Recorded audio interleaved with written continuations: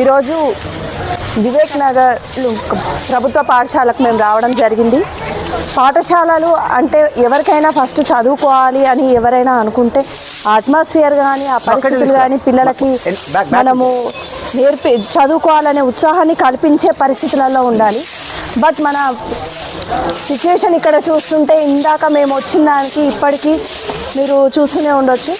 ఎంత అంటే అంత మద్యం సీసాలు అవి మనం పిల్లల్ని ఎంకరేజ్ చేసి వాళ్ళకి మనం చదువుకోవాలని ఇది ఇవ్వాలి. అంతేగాని ఇక్కడ ఉన్న పరిస్థితులలో పిల్లలు ఎందుకు పేరెంట్స్ ఇలాంటి స్కూళ్ళలో గవర్నమెంట్ స్కూళ్ళకు పంపించడం వలన పిల్లలు ఇంకా చెడిపోతారు అని అనుకోవద్దు.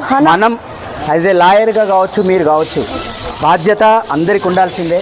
ఒక లాయర్ బాధ్యత, ఒక యువత బాధ్యత, అలాగే ఒక రాజకీయ నాయకుడి బాధ్యత ఈ పాఠశాలని పరిశుభ్రంగా ఉంచడం. ఇవాళ పాఠశాలలు బాగుంటేనే మన విద్యా వ్యవస్థ బాగుంటేనే రేపు మన దేశ ఆర్థిక కావచ్చు అన్ని ప్రగతికి మనం మెట్లు వేసిన వాళ్ళం అవుతాం. ఇవాళ పౌరులే రేపటి మన భవిష్యత్తుకి ప్రపంచ దేశాలతో పోటీ పడాలంటే మనకు కంపల్సరీ ఆరోగ్యం, విద్య పరిస్థితి ఏంది అసలు ఇవాళ కనబడట్లేదా? రాజకీయ నాయకులు కావచ్చు అసలు గవర్నమెంట్ చేస్తున్నాయి. ఇంతకుముందు అది ఉండే కదా, గవర్నమెంట్ కనీసం కనపడట్లేదా? ఇలాంటి పరిస్థితులలో పిల్లలు ఎలా చదువుకుంటారని వాళ్ళు అనుకుంటున్నారు. సో వీటి దృష్ట్యా కూడా ఒకసారి గవర్నమెంట్ ఆలోచించాలి.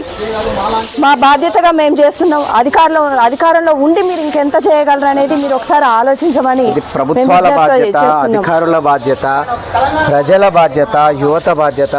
సో ముఖ్యంగా ఈరోజు మన పిల్లల భవిష్యత్తు కోసం మనం చేసుకోవాల్సిన ఇది